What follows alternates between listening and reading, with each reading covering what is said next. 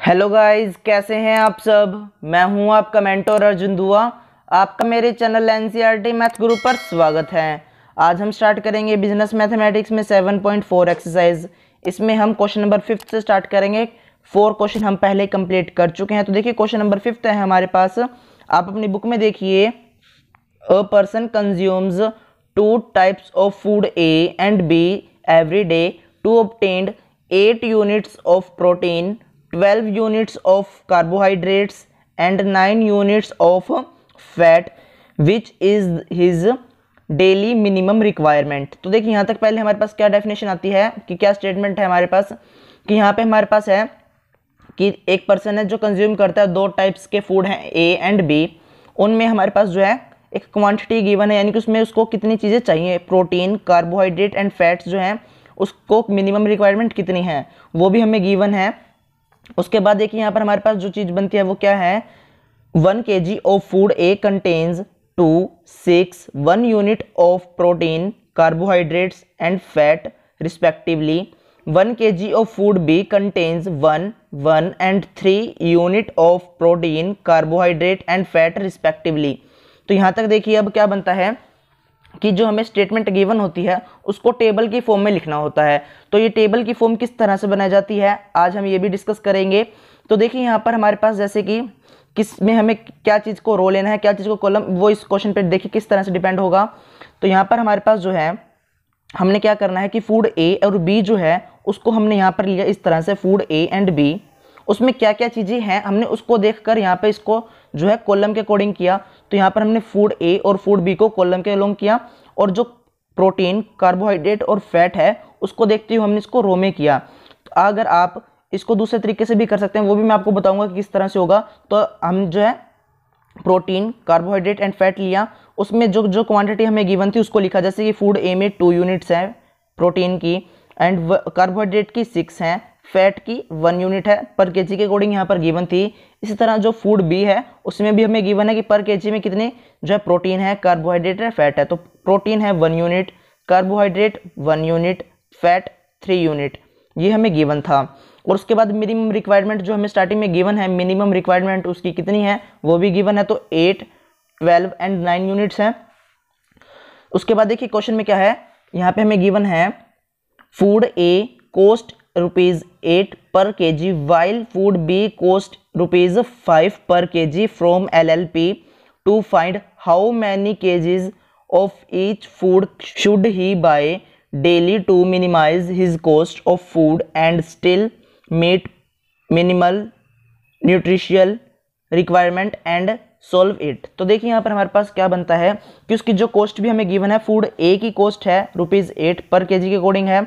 इस तरह यहाँ पर हमारे पास फूड बी के लिए भी गिवन है ₹5।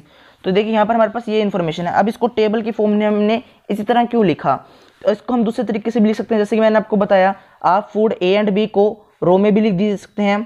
तो देखिए हम इसको इस तरह भी लिख सकते हैं, फूड ए, फूड बी, इसको इस तरह भी लिख सकते हैं, क्योंकि यहाँ पे हमें क्वेश्चन में ये गिवन है, स्टेटमेंट गिवन है, उसके अकॉर्डिंग हमने तो अपने सिंपलेस्ट करने के लिए इसको इस तरह लिखा। आप इसको कैसे भी लिख सकते हैं, जरूरी नहीं कि जो मैंने रो में लिखा आप उसको रो में ही लिखे, कॉलम में लिखा कॉलम में लिखे, जैसा आपको आसान लगे आप वैसे ही इसको कर सकते हैं।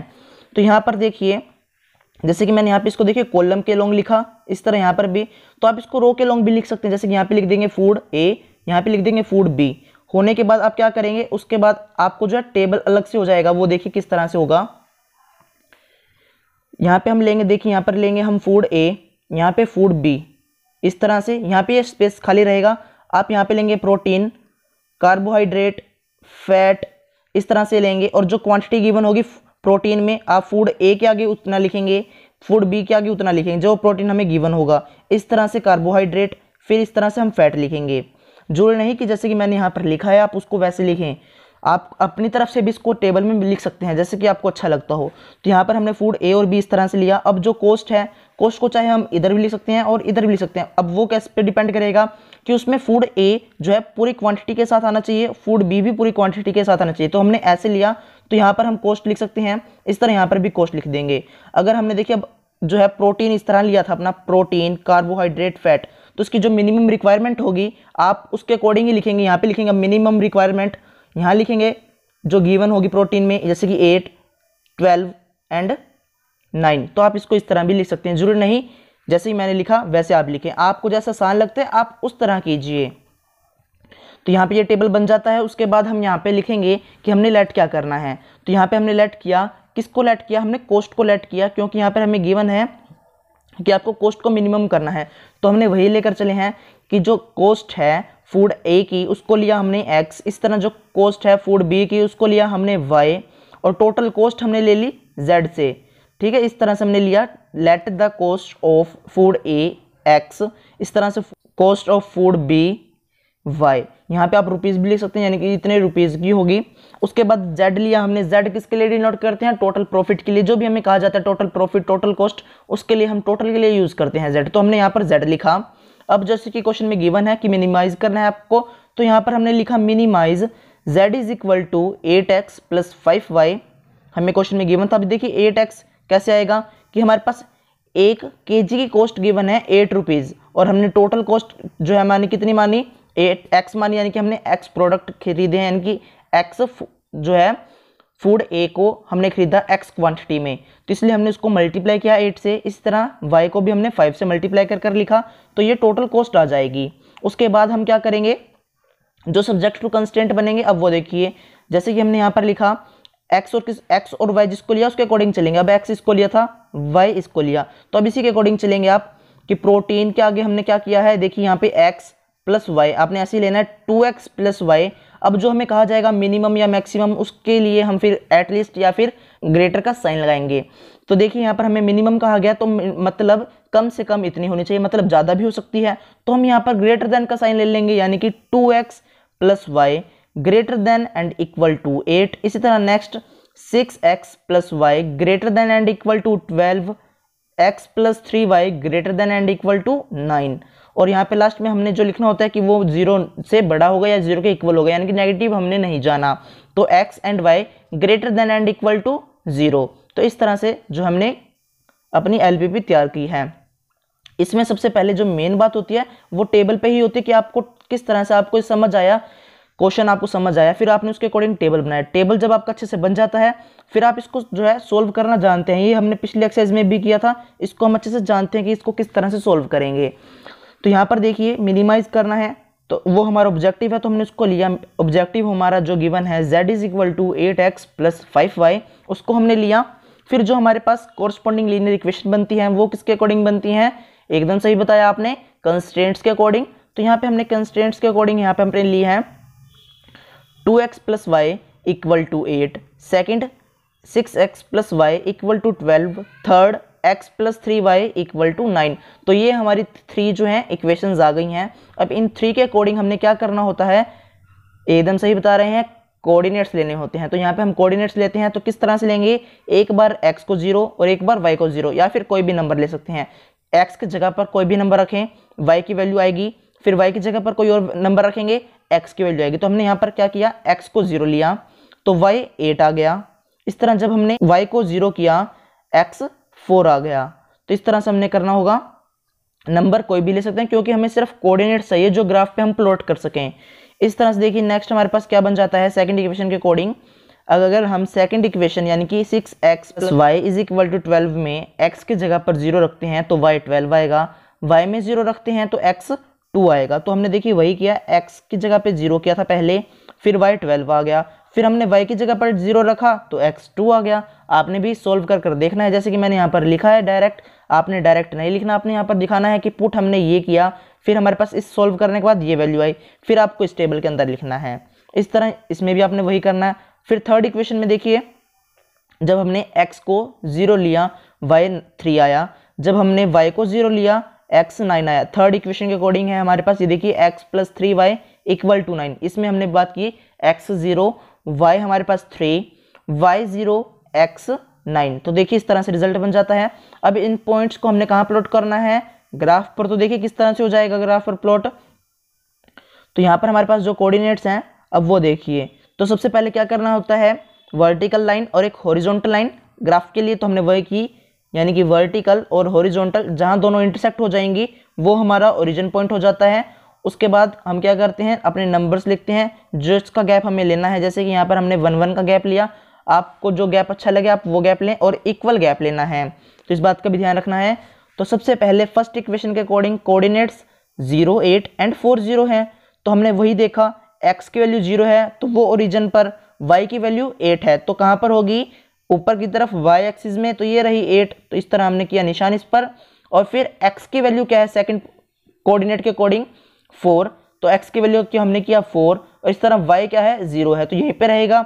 जो दो पॉइंट आ गए उनको आपने मैच करना है, तो कौन से दो पॉइंट आ गए, ये वाले दोनों पॉइंट्स आ गए, तो इस तरह से आपने स्केल की हेल्प से स्ट्रेट लाइन लगानी है, तो ये इस तरह से हो जाएगा। उसके बाद हम वही करेंगे दोबारा से, जैसे कि अभी फर्स्ट इक्वेशन के अकॉर्डिंग किया, अब सेकंड के अकॉर्डिंग करेंगे। फर्स्ट पॉइंट हमारे पास क्या है, फर्स्ट कोऑर्डिनेट 0 एंड 12, x की वैल्यू 0 ओरिजिन पर, y की वैल्यू क्या है हमारे पास 12 है, तो 12 हमारे पास देखिए ग्राफ में कहाँ पर है, देखिए ये यहाँ पर बन जाएगा हमारे पास 12, तो इस तरह से आपने भी करना है। तो जब आप ग्राफ बना लेंगे तो कुछ इस तरह से दिखेगा, देखिए।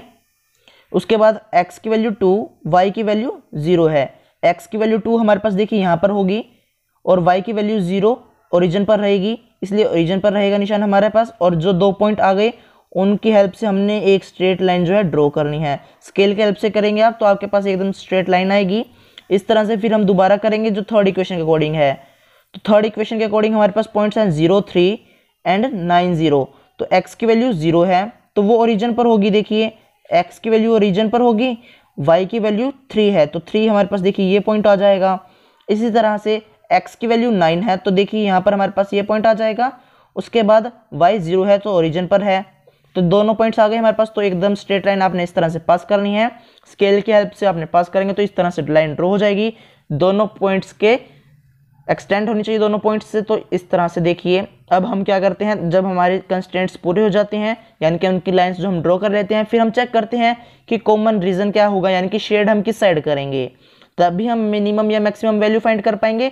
तो देखिए यहाँ पर हमने क्या किया, कंस्ट्रेंट्स में सही बता रहे हैं, कंस्ट्रेंट्स में हमने 0 0 सब्स्टिट्यूट करना होता है। तो कंस्ट्रेंट्स में यानी कि x और y की जगह पर हमने 0 रखा, 0 greater than and equal to 8। इसी तरह next 0 greater than and equal to 12, next 0 greater than and equal to 9। तो अब आप ही बताइए क्या यहाँ पर 0 जो है बड़ा हो सकता है 8 से, 12 से, 9 से? नहीं हो सकता। तो तीनों स्टेटमेंट क्या है, फॉल्स हैं। तो ओरिजिन की तरफ नहीं जाना, जब ट्रू होगा तब ओरिजिन की तरफ, नहीं तो ओरिजिन से दूर।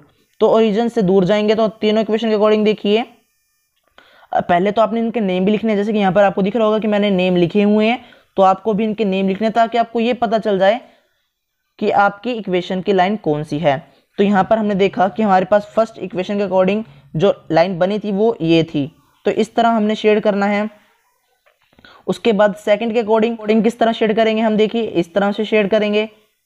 और थर्ड के अकॉर्डिंग हमारे पास कौन सी है, ये है, तो इसके अकॉर्डिंग ये हो जाएगा। तो इसमें कॉमन एरिया जो है क्या बन जाएगा, कॉमन एरिया हमारे पास जैसे कि मैंने यहाँ पर दिख रहा होगा आपको पेंसिल से करा हुआ है, वही हमारा कॉमन एरिया बनेगा, यानी कि तीनों जो हैं ओरिजिन से दूर जाएंगे। तो देखिए इस तरह से हो जाएगा। तीनों लाइन देखिए, फर्स्ट लाइन के अकॉर्डिंग हम इधर गए, सेकंड के अकॉर्डिंग भी इधर बाहर की तरफ, थर्ड के अकॉर्डिंग भी बाहर की तरफ, तो यानी कि ये बनेगा हमारे पास शेडेड रीजन। तो इस तरह से आपने शेड करना है। अब आपने ये देखा कि इसमें जो है हमारे पास बाउंडेड रीजन नहीं है, अनबाउंडेड है, तब भी हम इसमें कॉर्नर पॉइंट सेलेक्ट करते हैं।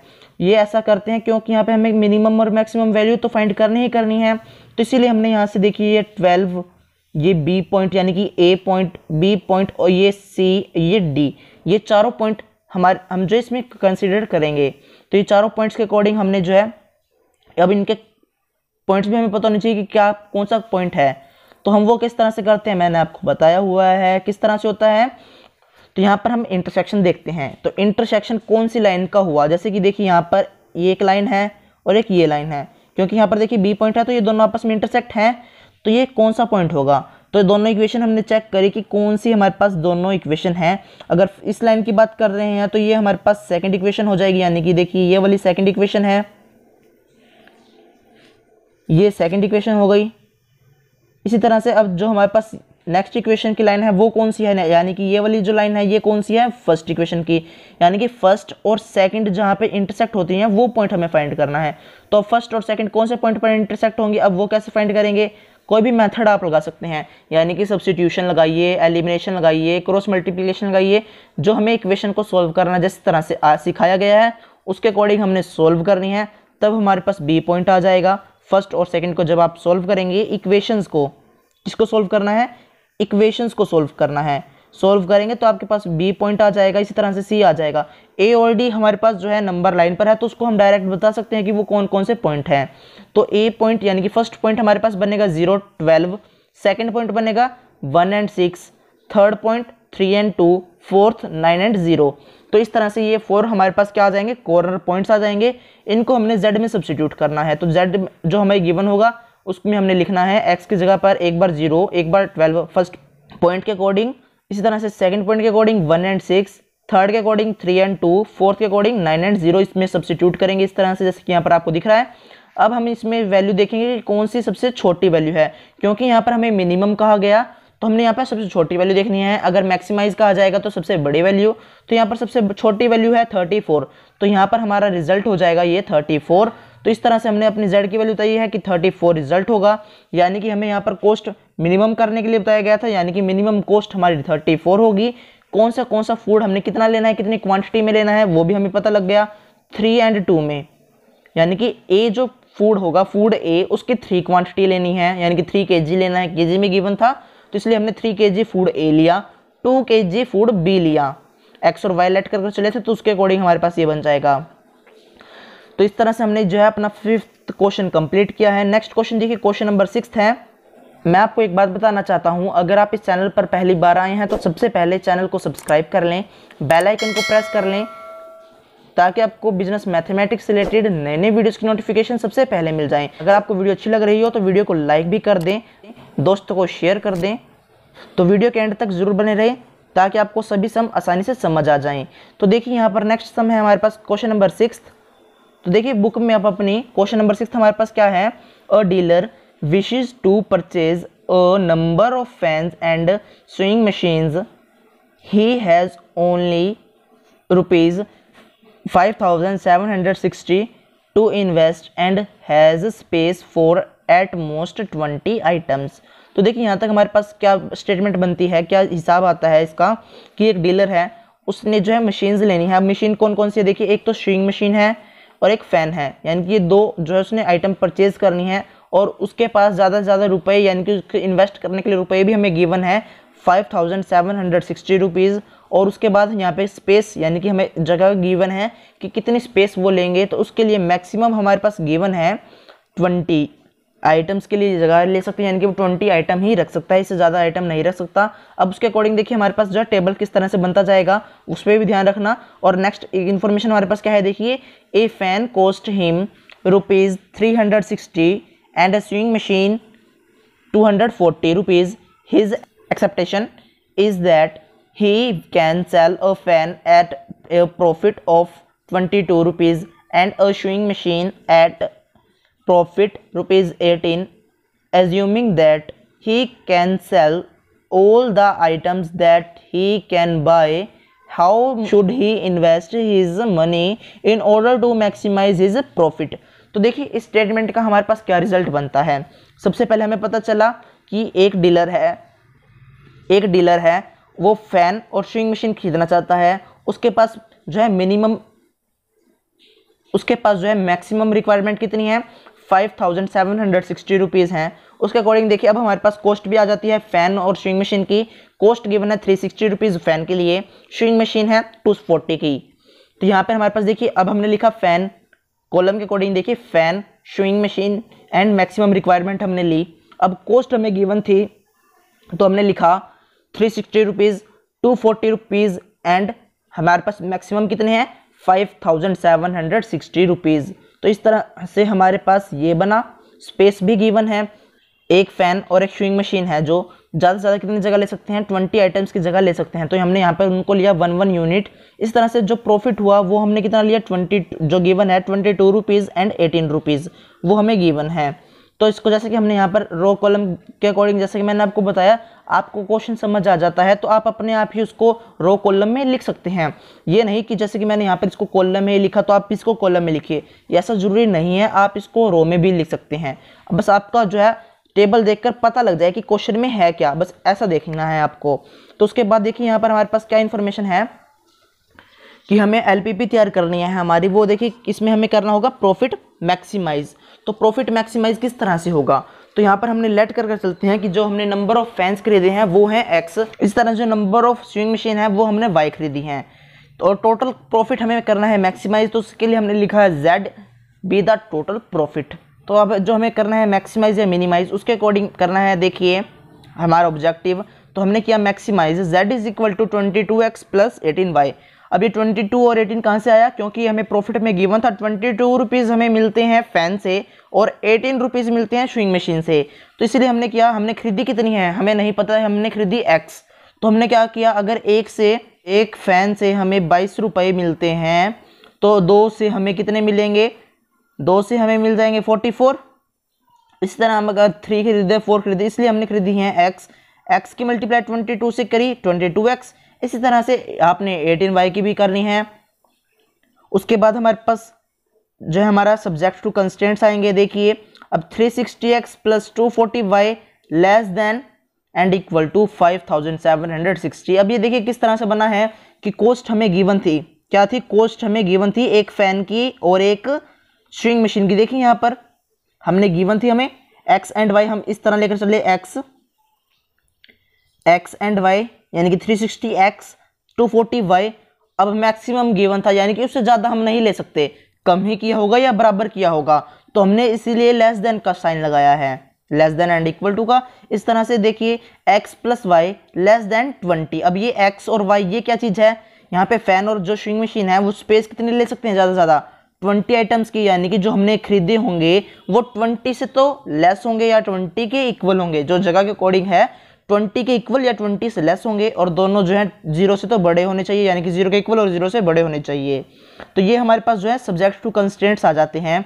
अब इनके अकॉर्डिंग यानी कि ये हमारी एलपीपी अब तैयार हो गई है, इसको सोल्व कर लेते हैं। गिवन ऑब्जेक्टिव जो हमारे पास है वो है z is equal to 22x plus 18y। इस तरह से कॉरस्पॉन्डिंग लीनियर इक्वेशन कन्वर्ट करेंगे हम किससे, कंस्ट्रेंट से। सही बताया आपने एकदम। 9x plus 6y equal to 144, x plus y equal to 20। अब ये देखिए 9x plus 6y is equal to 144 कहाँ से आएगा, ये देखिए ये हमारे पास कहाँ से आया। अब वो देखिए ये जो हमें गिवन था इसमें आप देखें तो 0 से 0 कैंसिल होगा, दोनों में हमारे पास है, तो इसीलिए मान लीजिए आप 10 इसमें से कॉमन लेते हैं तो 0 गायब हो जाएगा। अब 36, 24 एंड 576, अब इसमें से आपको क्या कॉमन दिख रहा है, देखिए कौन से टेबल पे ये जो है तीनों एक साथ जाएंगे। तो हमने चेक किया कि हमारे पास जो है 4 के टेबल पे तीनों जाते हैं, इसलिए हमने किया 4 इंटू 9 36। इस तरह से हमारे पास जो है 6 बाद आ जाएगा 24 की जगह पर, और 576 की जगह पर 144 आ जाएगा, यानी कि इसमें से हमने 4 कॉमन लिया तो ये रिजल्ट बन गया। अब 2 इक्वेशन आ गई, हम वो भी इक्वेशन लिख सकते थे लेकिन हमने वो क्यों नहीं लिखी, क्योंकि उससे हमारे पास जो है नंबर्स बड़े आ जाते, यानी कि लेंथी प्रोसेस हो जाता अगर हम उसमें रखते, तो इसलिए हमने यहाँ पर कॉमन ले लिया। कॉमन ना भी लेना चाहें तो ना भी लें, हमारे पे डिपेंड है कि हम उसको कितना आसानी से सॉल्व करना चाहते हैं। तो यहाँ पे इसलिए किया क्योंकि ग्राफ हमारे पास ऐसे लेंथी बन जाता है ग्राफ अगर हम नंबर उसी को रखें, इसलिए हमने क्या किया कॉमन लेकर चले। अब यहाँ पर देखिए हमने क्या किया, फर्स्ट इक्वेशन में x को 0 किया, y की वैल्यू क्या आ गई, x को 0 किया तो y की वैल्यू 24 आ जाएगी। 6 से आप डिवाइड करेंगे 144 को तो 24 आ जाएगा। इसी तरह जब हम y को 0 करेंगे तो x 16 आ जाएगा। इसी तरह आपने सेकंड के भी कोऑर्डिनेट्स फाइंड करने हैं, x को 0 किया y 20 आया, y को हमने 0 किया तो x 20 आ गया, x को 0 y 20, y को 0 x 20। तो ये हमारे पास क्या आ गए, इसके कोऑर्डिनेट्स आ गए। 2 ही थे हमारे पास इक्वेशन, तो दोनों के अकॉर्डिंग हमने हमारे कोऑर्डिनेट्स फाइंड किए। अब इसको ग्राफ में प्लॉट करना है तो वही करना है, सबसे पहले एक वर्टिकल और एक हॉरिजॉन्टल लाइन लगाएंगे, जहां दोनों इंटरसेक्ट होती हैं वो हमारा ओरिजिन पॉइंट, इस पर गैप हमने इक्वल लेना है। तो यहाँ पर गैप हमने लिया 4 का, यानी कि 0 to 4, 4 to 8। देखिए एक्स एक्सिस में वही गैप हमने वाई एक्सिस में भी लेना है, तो दोनों में गैप सेम लेना है। और यहाँ पे हम लिख सकते हैं कि हमने 1 यूनिट जो ली है वो कितने की इक्वल ली है, 4 के। तो आप इस तरह भी लिख सकते हैं ग्राफ पर।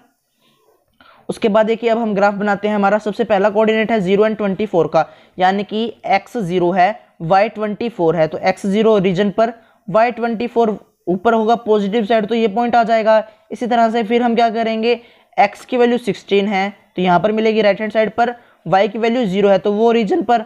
तो देखिए अब 2 पॉइंट आ गए हमारे पास, उन दोनों को आपने इस तरह से मैच करना है, यानी कि एक लाइन पास करनी है, स्केल की हेल्प से स्ट्रेट लाइन पास होगी, वो आपकी इन दोनों पॉइंट्स में से ही पास होनी चाहिए। इस तरह सेकंड भी हम फाइंड करते हैं। देखिए सेकंड को प्लॉट करेंगे तो x 0 ओरिजिन पर होगा हमारे पास, x 0 है तो वो ओरिजिन पर, y की वैल्यू क्या है 20, तो 20 हमारे पास ये देखिए यहाँ पर है। इस तरह x की वैल्यू 20 है, y की वैल्यू 0 है तो वो ओरिजिन पर रहेगी।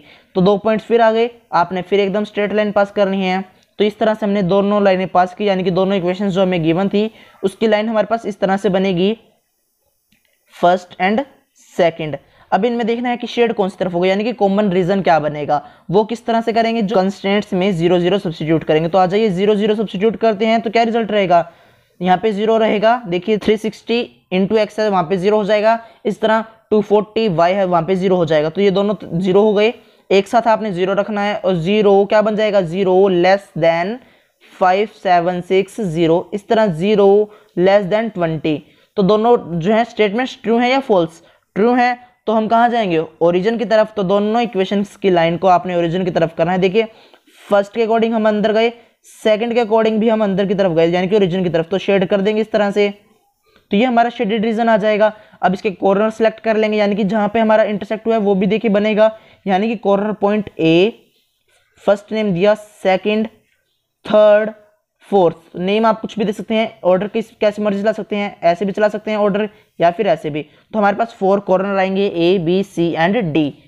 तो यहाँ पे हमारे पास ये कॉर्नर आ गए। अब क्या करना है, जो इंटरसेक्ट होते हैं उनके अकॉर्डिंग हमने यहाँ पे पॉइंट फाइंड करना है। जैसे कि ये बी इंटरसेक्ट हुआ है पहले दोनों इक्वेशन से, तो दोनों इक्वेशन को आप सोल्व करेंगे। आप चाहे सब्स्टिट्यूशन मेथड लगाएं, एलिमिनेशन लगाएं, या फिर क्रॉस मल्टीप्लिकेशन लगाएं, जो आपको आसान आता हो आप वो लगाएं, ताकि आपके पास x और y की वैल्यू आए। आप कोई भी मेथड लगा सकते हैं, सेम वैल्यू आएगी, लेकिन सही होना चाहिए वो मेथड, आपका बस सेम आपके पास रिजल्ट देगी। ए नंबर लाइन पर है, डी भी नंबर लाइन पर है, और सी भी नंबर लाइन पर है। वो हम बता सकते हैं कि क्या क्या रहेगा, यानी कि एक्सिस पर है तो हम बता सकते हैं। ए पॉइंट 020 है। जब आप बी पॉइंट फाइंड करेंगे कोई भी मेथड से, सब्स्टिट्यूशन, एलिमिनेशन, क्रॉस मल्टीप्लिकेशन, जो भी लगाएं आप, जो भी मेथड से सॉल्व करेंगे, आपके पास बी की वैल्यू आ जाएगी 8 एंड 12। आपको सही से वैल्यू देखनी होगी, तब आपके पास यही वैल्यू रहेगी। सी की वैल्यू आ जाएगी 16 एंड 0, डी रहेगा 0 एंड 0। तो इंटरसेक्शन मैंने आपको बताया हुआ है किस तरह से करते हैं, जहाँ पे दोनों एकदम एक दूसरे से मिलती हैं, यानी कि देखिए इस तरह से जो इंटरसेक्ट हुआ, यानी कि ये पॉइंट, ये जो इंटरसेक्ट हुआ ये पॉइंट हमने फाइंड करना है, यानी कि ये दो इक्वेशन से हुआ है, दोनों लाइन है, तो इन दोनों को सोल्व करेंगे तो आपके पास यही रिजल्ट रहेगा। उसके बाद इसको हमने z में सब्स्टिट्यूट करना होता है, जो z हमारे पास गिवन होगा उसमें हमने सब्स्टिट्यूट करना है। तो देखिए z हमारे पास 22x प्लस 18y है। इसमें आपने एक बार क्या करना है, जो हमारे पास पॉइंट्स आए हैं उसके अकॉर्डिंग क्या करेंगे, a के अकॉर्डिंग 0 एंड 20, यानी कि x को 0, y को 20, फिर नेक्स्ट के according 8 and 12, next 16 and 0, and next 0 and 0। तो ये हमारे पास इस तरह से ये पॉइंट आ जाएंगे। तो ये मैक्सिमम वैल्यू देखिए, यहाँ पर जो सबसे बड़ी वैल्यू होगी वो हमारी मैक्सिमम की होगी। तो यहाँ पर हमारे पास रिजल्ट बन जाता है 392। तो यहाँ पे जो पॉइंट्स आए हैं उसके अकॉर्डिंग भी हमारे पास ध्यान रखना है कि कौन से पॉइंट्स पर हमारे पास ये वैल्यूज रही, तो आपने उसको भी लिखना है। तो देखिए यहाँ पर अब मैक्सिमम वैल्यू क्या हो गई, मैक्सिमम वैल्यू हो गई 392, एंड कौन से पॉइंट्स पर हुई है उसको भी लिख लें। तो पॉइंट्स कौन से हैं हमारे पास, 8 एंड 12। तो जो हमारे पास क्वेश्चन के अकॉर्डिंग गिवन था कि आपको प्रॉफिट मैक्सिमाइज करना है, तो उसकी वैल्यू हम लिखेंगे कि प्रॉफिट जो हमारे पास आएगा, यानी कि प्रॉफिट रहेगा वो 392 रुपीज़ का रहेगा। और वो हमें क्या खरीदना होगा, यानी कि कितनी क्वांटिटी हमें एक्स की, यानी कि फ़ैन लेना है, और कितनी स्विंग मशीन लेनी है, तो उसके अकॉर्डिंग 8 एंड 12 है। तो ये हमारे पास इसके क्या आ गए, रिजल्ट हो गया। इसी तरह से देखिए क्वेश्चन नंबर 7 है हमारे पास। क्वेश्चन नंबर 7 में क्या बताया गया है, आप अपनी बुक में देखिए।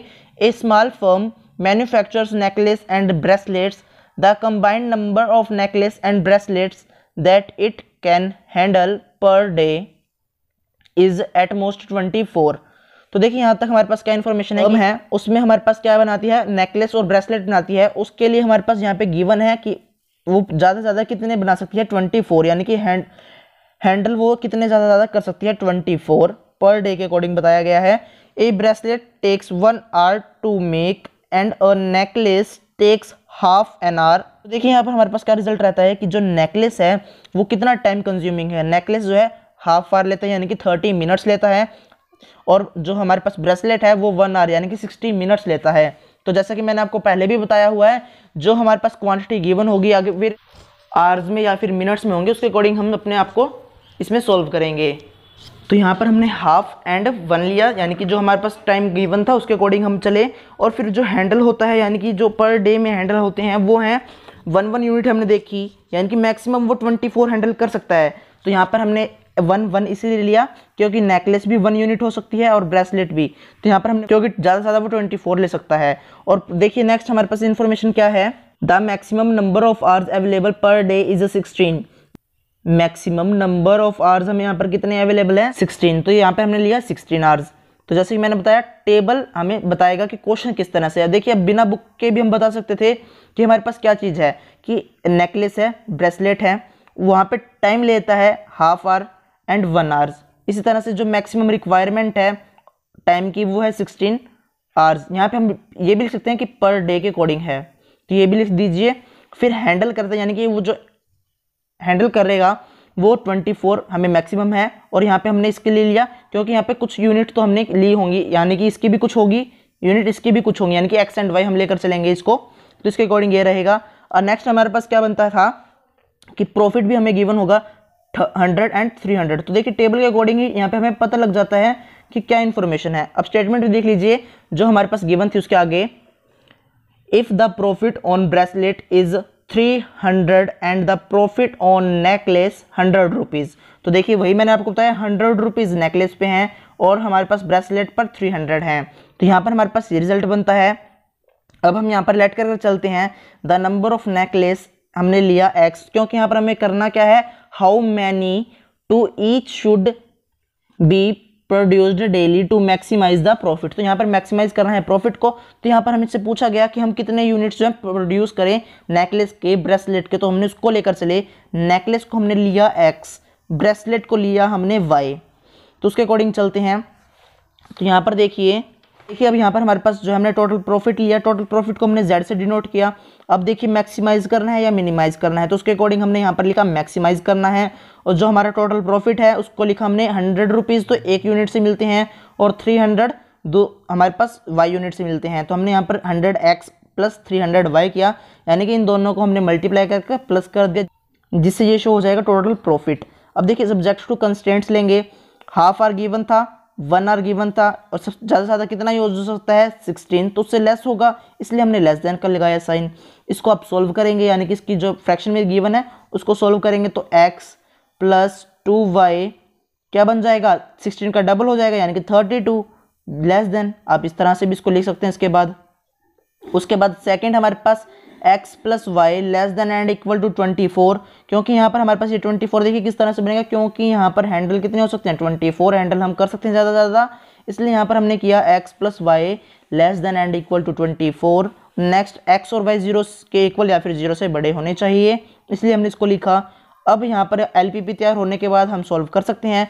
जो ऑब्जेक्टिव फंक्शन गिवन होगा पहले उसको लिखेंगे, 100x प्लस 300y z के इक्वल था। फिर हमने कोरस्पॉन्डिंग लीनियर इक्वेशन बनाई, जो हमारे पास कंस्ट्रेंट्स थे उसके अकॉर्डिंग हमने बनाई हैं। x plus 2y is equal to 32, x plus y equal to 24। तो फर्स्ट इक्वेशन मैं आपको बता चुका हूँ किस तरह से किया हमने। देखिए यहाँ पर सॉल्व करके मैंने आपको बताया था x plus 2y less than and equal to 32, तो उसके अकॉर्डिंग हमने लिखा x plus 2y is equal to 32। Next है x plus y is equal to 24। तो अब वही करना है, हमने कोऑर्डिनेट्स फाइंड करने हैं, कोई भी नंबर ले सकते हैं। तो यहाँ पर x को 0 किया तो y 16 आ गया, इस तरह y को 0 किया तो x 32 आ गया।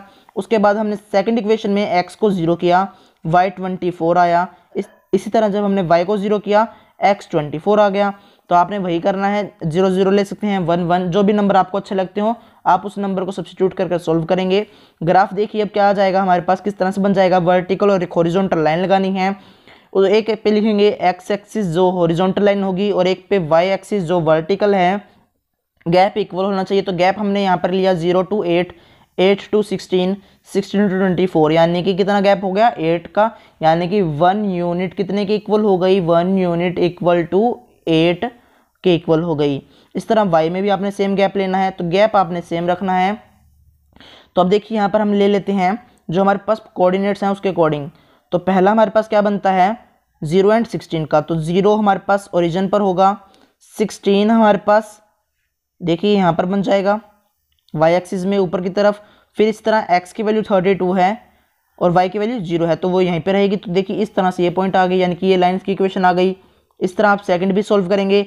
जब हमने x को 0 किया था तो y 24 आया था, जब y को 0 किया हमने x 24 आ गया था। तो ये दो हमारे पास कोऑर्डिनेट है, तो इसको भी हमने लिखा x जब 0 है तो y 24 है, तो ये पॉइंट जब y 0 है और x 24 है तो ये पॉइंट आ जाएगा।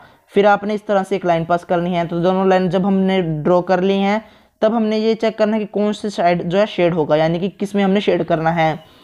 तो यहाँ पर कॉमन एरिया किस तरह से फाइंड करते हैं, यहाँ पर हमने 0 0 सब्स्टिट्यूट करना है। तो देखिए यहाँ पर 0 किया तो 0 0, तो 0 लेस देन 16, 0 लेस देन 24। तो यहाँ पे दोनों ही वैल्यू जो है ट्रू हैं, यानी कि 0 दोनों में छोटा होता है, 16 से भी छोटा है, 24 से भी छोटा है।